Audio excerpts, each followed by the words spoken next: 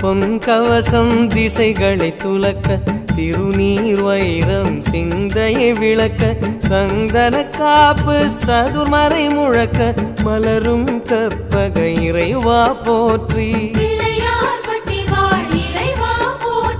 கலியுகம் காக்கும் கணபதி நாதா வலம்புரி நாதா அபயம் அபயம் அபயம் அருளும் இறைவா போற்றி